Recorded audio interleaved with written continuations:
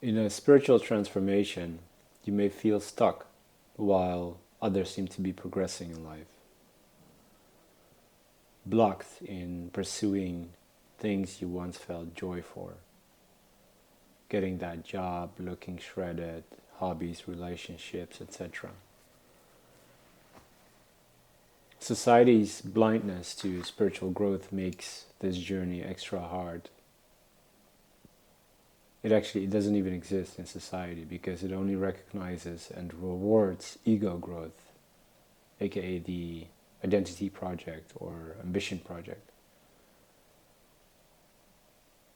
You know the drill. It's about becoming a functional adult, growing a career, building a family, etc. But this is only growth on one dimension, on one axis, the personal. And society does not know the transcendent axis, the transpersonal or spiritual axis. Everything in the system, education, the economy, institutions, culture, they all operate under the same assumption that there is nothing more to you than your individual self. And the goal is thus to be self-maxing, to take on more responsibility, push boundaries, strive, achieve, train, get better, fight your way out of mediocrity into a self-obsessed greatness. And there's nothing inherently wrong with that, but when you walk the genuine spiritual path, none of that makes sense anymore. To be clear, I'm not talking about becoming anti-capitalistic or anything like that, because that's just a new mask that you wear, just another trap. When you walk this path, you eventually exit the identity system entirely. The challenge with that is twofold. Number one is you still need to make money and take care of yourself, your loved ones, be responsible at work. Stanislav Grof said this beautifully. He said that this journey is like reconstructing a railway station while it is still operative. Right? You're being taken apart and rebuilt while you still need to show up and function in a system that is increasingly losing its legitimacy to you and more feels alien. And that's not easy. And two, while you're undergoing this transformation, all of your suppressed material in your subconscious will surface and haunt you until they are dealt with. That's a double hit. You still live in a system that is now foreign to you, yet remnants of wounds or of unworthiness may still have you compare against others that seem to be going somewhere while they are playing a totally different game. And chronic comparison is default in our world. You know, it's like wherever you are, it's never enough. Maybe just for a brief moment, you're allowed to let go and enjoy. But not too long, because there's always more.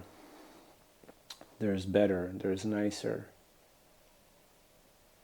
Look at the crazy stuff that's happening in social media. It really is a collective mania. So it can be hard to trust that where you are is exactly where you're supposed to be.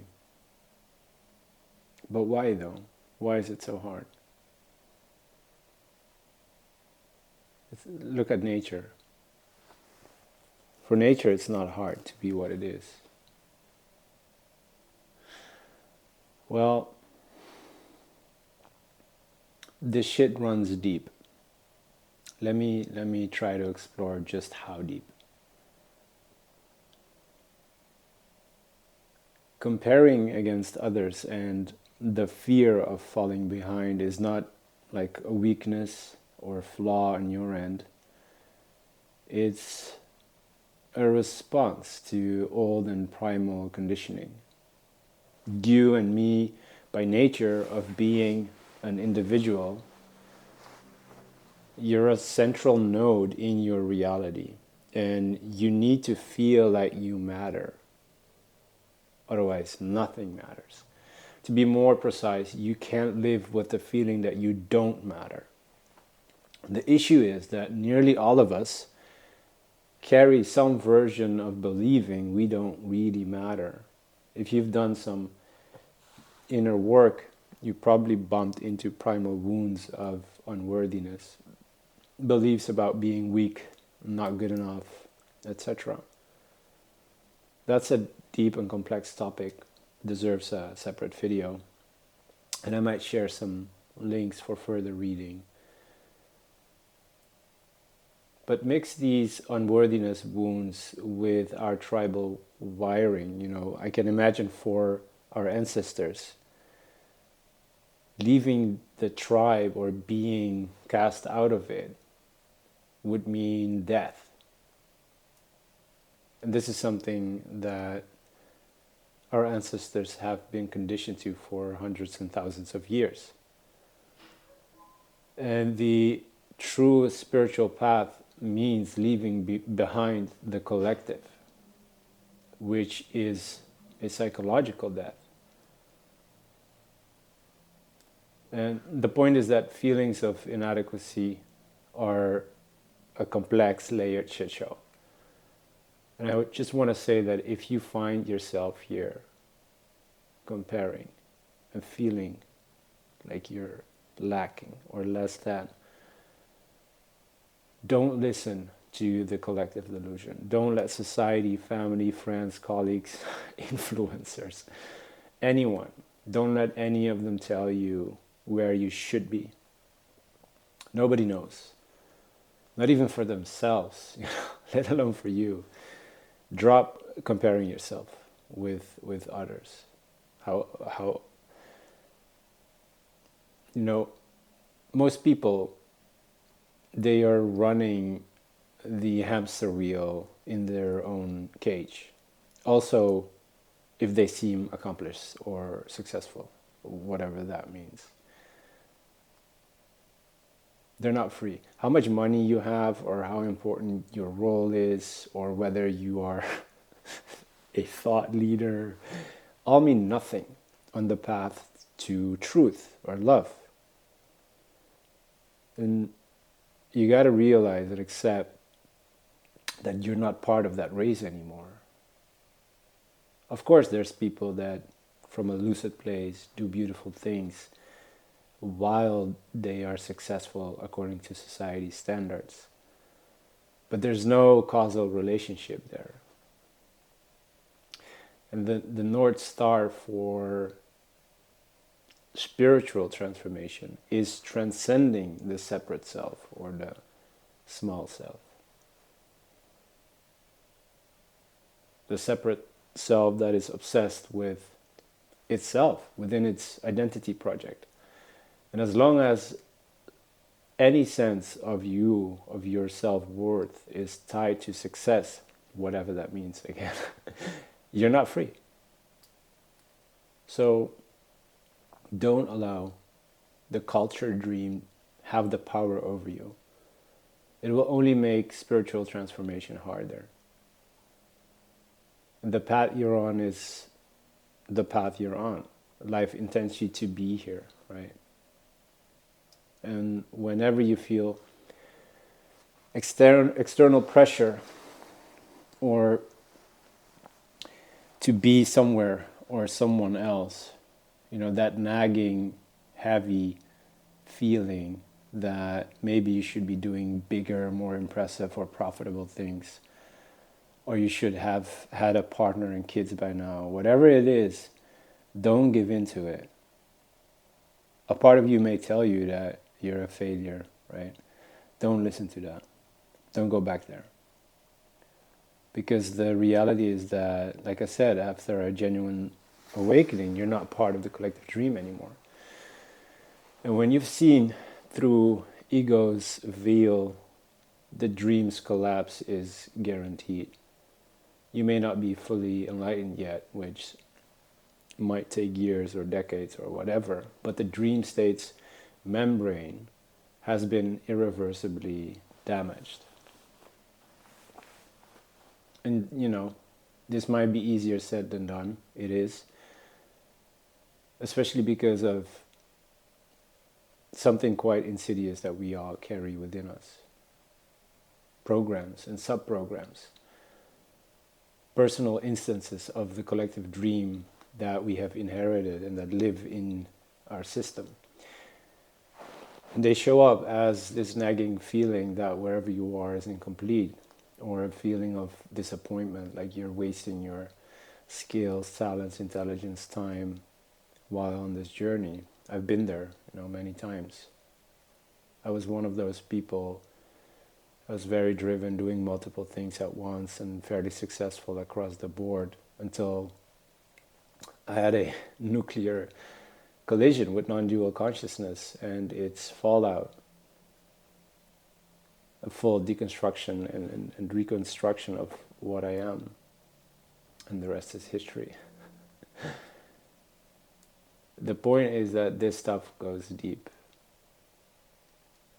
In my case, even recently, after a decade of inner transformation or inner work, even recently I would feel these parts that felt deeply inadequate. They would surface again. And so if you find yourself here, again, maybe after 100th time, just be easy on yourself. Accept it for what it is. Sit with the pain without trying to do anything to it. Adopt a compassion-based practice and aim it at the pain. But also, bear the compassion with sharp discernment. Pick up a sword and swing it at all the narratives around your sense of self-worth to see which ones are true. You'll be surprised by how little of your stories withstand that.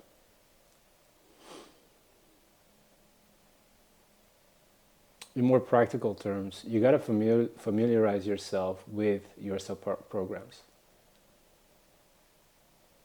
The parts in you that are not really you, so to speak. Like, what are these voices concerned about? These voices in your head. Where do they come from? Why do they contradict each other? What wounds underlie them? You got to reconnect with those and allow them to unravel. And the thing is, unless you get to the core, they will stay there.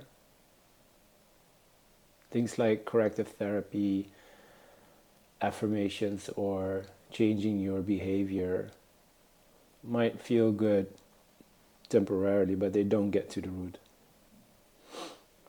Anyway, let's bring this to a closing. The TLDR would be, don't let society, or actually any external authority, because they don't exist, make you doubt about yourself and your journey. It's a long one, and a hard and tough one, but if you're in it, it's yours.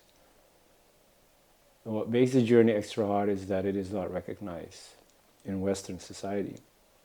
There are no institutions, no spiritual journey tracks, no widespread free community. So let this be a reminder that if from the perspective of society's race you seem behind, that doesn't say anything about you. You're on the existential path and it operates in a different dimension. It moves along the axis of truth or unconditional love, or however this shows up for you. What matters is that you're kind to yourself, that you keep showing up, and that you keep releasing whatever parts of you are still running on the collective mania we call society.